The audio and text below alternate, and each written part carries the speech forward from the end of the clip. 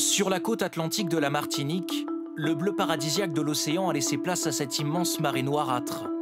Depuis plus de 10 ans, les sargasses, ces algues brunes, submergent le littoral de l'île et envahissent les rivages.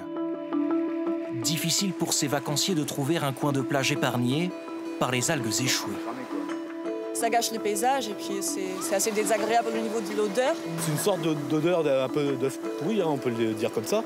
Et c'est vrai que c'est agressif. C'est soit un petit peu humide et puis on s'enfonce dedans, ou alors ça pique les pieds, donc c'est vraiment rien d'agréable, quoi. Pour eux, l'expérience est de courte durée. Mais pour Marie-Claude Pognon, qui vit ici, le calvaire est quotidien. Ces algues pourrissent au pied de sa maison et libèrent du sulfure d'hydrogène, un gaz à l'odeur nauséabonde. Ça vous prend à la gorge, ça vous pique les yeux, c'est incommodant, vous avez envie de vomir. Des émanations qui oxydent aussi, selon elle, ces appareils électroménagers, comme ce frigidaire acheté il y a 5 ans et qui ne fonctionne déjà plus. C'est rouillé, ça attaque le circuit, ça nous fait beaucoup d'argent à chaque fois, on ne peut pas avancer puisqu'il faut racheter tout l'électroménager. Donc ce qu'on a fait comme projet, c'est en suspens. Les sargasses prolifèrent aux Antilles en raison notamment du changement des courants marins et du réchauffement climatique. Un phénomène qui paralyse une partie de l'économie, touristique d'abord, l'un des principaux revenus de la Martinique. Alors que la saison bat son plein, cela fait 10 jours que les bateaux que loue Stéphane Labro n'ont pas pris le large. Les gens, en fait, je les fais partir du bout du ponton.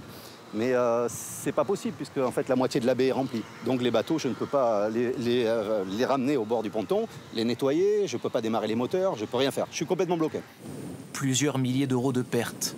Lui a bien tenté de protéger sa plage avec ses filets. Dérisoire. Son installation est prête à céder face au poids des sargasses.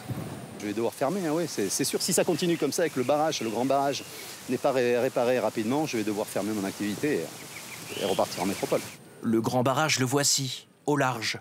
De grands filets flottants installés à plusieurs centaines de mètres des côtes par les autorités. Des communes qui tentent aussi régulièrement de ramasser les sargasses sur le littoral. Mais la tâche est immense. Des monticules d'algues qui ternissent le paysage et refroidissent les potentiels futurs propriétaires.